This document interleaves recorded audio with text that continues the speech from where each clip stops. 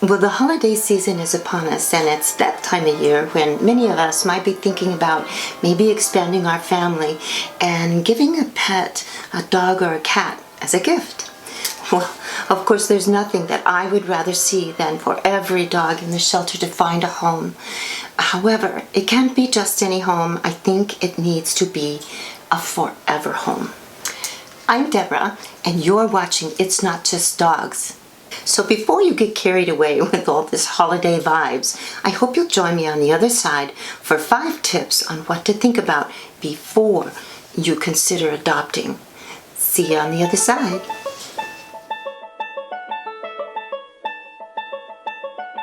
Holiday music and decorations are everywhere, but so is COVID-19.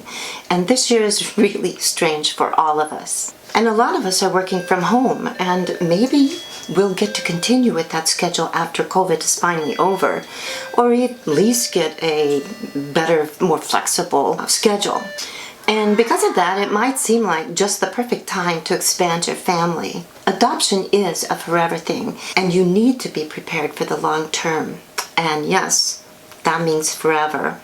It means through new families, marriage, divorce, moving, lifestyle changes, all of it.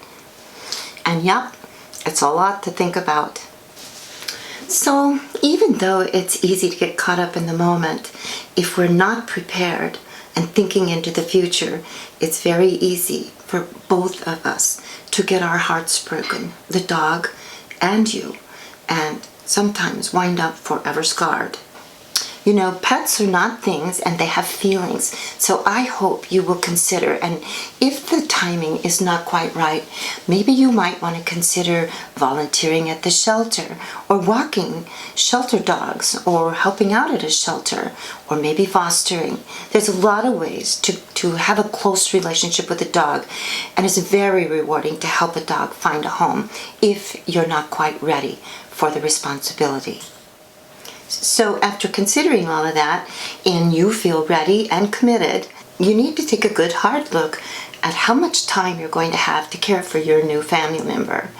Some dogs don't need a whole lot of attention, and some dogs need a lot of attention, like puppies and pointers and border collies. They have high energy levels and need a lot of exercise and time.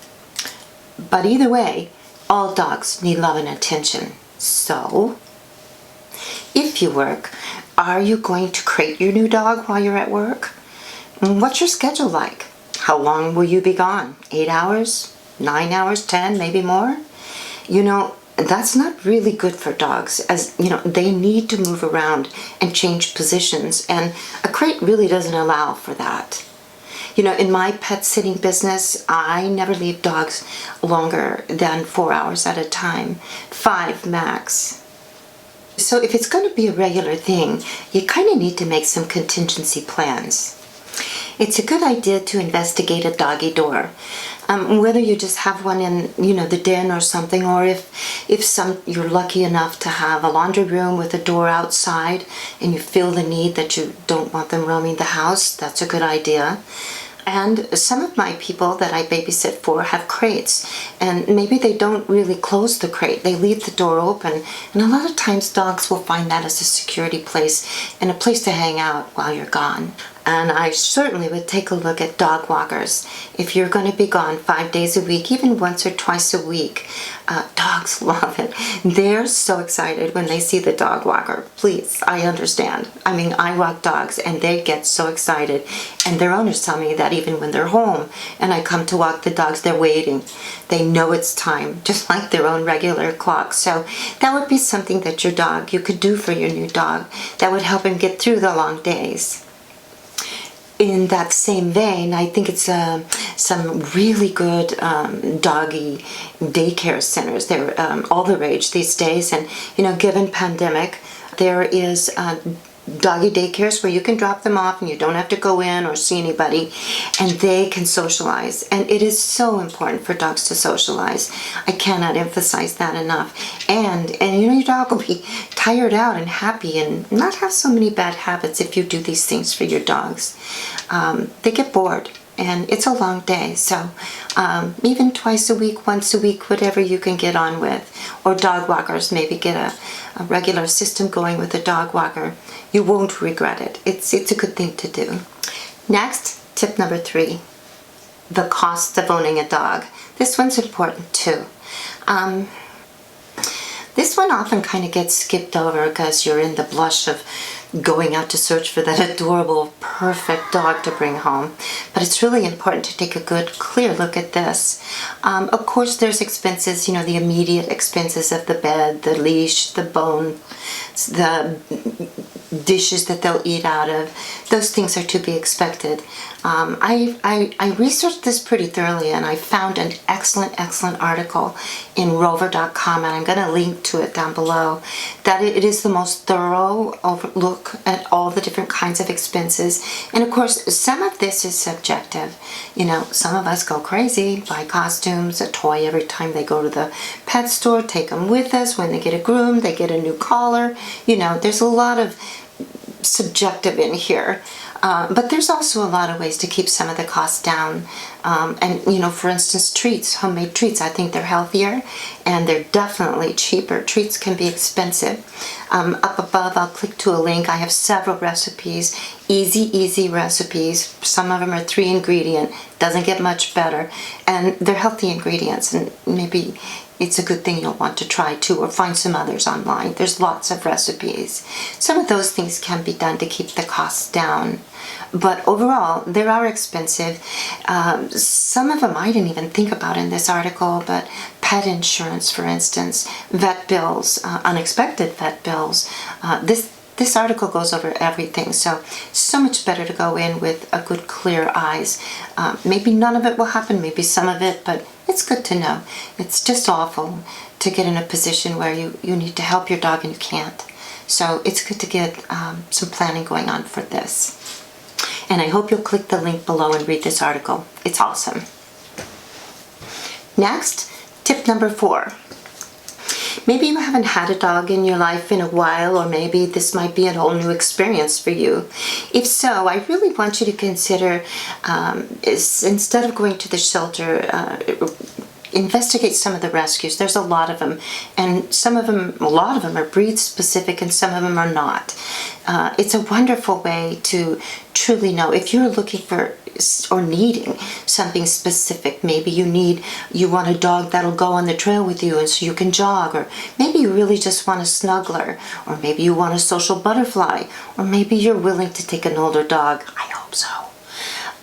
But either way, if you contact these rescues, they often have their pets in foster homes, and sometimes they've been there quite some time, and they know a lot about the dogs and the dog's personality, and it's very helpful and kind of really cuts down on some of the mistakes that can be made, thinking he was so cute, but oh my gosh, I don't have time for this rambunctious dog. Some of them wind up back at the shelter for those reasons. So I do hope you'll consider that, because it's an excellent way, and you're still saving a dog, because every time you adopt from a rescue, you're opening up space for that rescue to put another dog in that foster home and save it from the shelter. Shelters are stressful. These poor babies. It's hard to get a feel for their personalities when they're stressed and listening to all the barking, and they're not getting a lot of attention. So rescues are a good option to adopt. Now to the last tip number 5, and really important, this one. Training. Please make some room for training. Training. Your dog's going to need some time just to adjust, in 3 weeks to a month, depending on the dog. But after a while, you should consider some training, because it's a wonderful way to bond with your dog. It builds confidence for your dog, and it just helps in all areas, socializing as well.